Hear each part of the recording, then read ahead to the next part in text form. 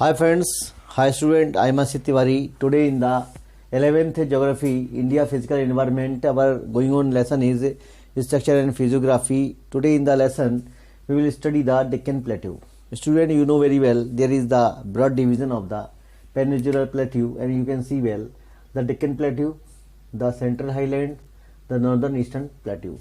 That is very important topic, and one by one we will study them. So student, our matter of interest today is the Deccan Plateau, and you can see well there is the Deccan Plateau, and you can see well the Deccan Plateau. In the first I will tell you the plateau. Plateau means the high elevated area that is very high above the area around it. That is called the plateau.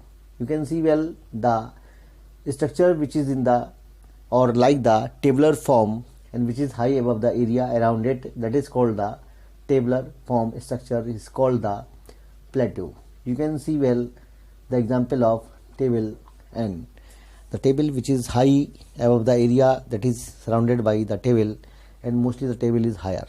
So you can better understand the plateau because there are different type of the physiographies, and plateau are one of them. So plateaus means I am discussing here about the Gondwana land. Gondwana land, that is the olden part or the older part of the earth, which is nearly 200 million years old or more than that. And the newer part of the India, you can see well the Gondwana land, Angara land, and it is the northern part of the earth, or mostly it is the northern part of India also. This region is mostly called the tertiary age area, and where there is the age near about 50 million years ago. This structure was formed, and you can see well the plateaus which are divided into the two parts. One is called the Western Ghat, and the second is the Eastern Ghat. Eastern Ghat, you can see well, this is the Eastern Ghat and this is the Western Ghat. You can see well the Western Ghat which is very continuous, and Eastern Ghat that is not the continuous. Means this regions means this Western Ghat mostly higher than the Eastern Ghat. Nearly their average height is near about 1500 meter. That is the average height of the Western Ghat, and mostly the Eastern Ghat height nearly 600 meter to 900 meter, and this is dissected by the various type of the rivers which are originate from the Western Ghat, and they are flowing into the area through the Eastern Ghat and moving into the or falling into the Bay of Bengal. Very few rivers which are falling into the Arabian Sea. You can see well the Tapi, Narmada, and so many other regional local rivers of this area. So student, the Deccan Plateau which has been seen in the ranges Satpura range, Mahadev hills, Maikal range, and these are the area of the Western Ghat.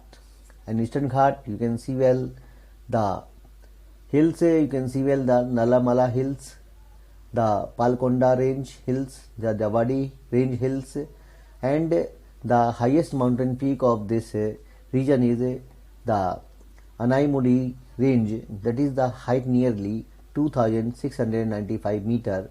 That is the highest mountain peak of the southern region of the country, and it is in the Western Ghat. Then you can see where also the Cardamom hills. This is the area near the Nilgiri hills, and Nilgiri hills is the area which is the joining knot between the Western Ghat and the Eastern Ghat. So student, you can see well the area which is in the Western Ghat, which is very fertile for the different type of the crops. But mostly you can see well in this region the crops can be produced in the very huge percentage, and in the Western Ghat the percentage or the possibilities of the crops are mostly the dry fruits, and you can see well the crops like the rice, like the various other kind of the crops in this region also, because you can see well mostly the This is the region of the black soil belt, and then we can see well the black soil belt in this region. This is the region of black soil, and black soil is very fertile.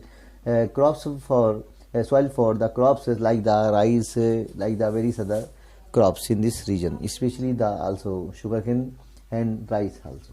So student, this is the very important topic in the Deccan Plateau, and I hope you can understand well.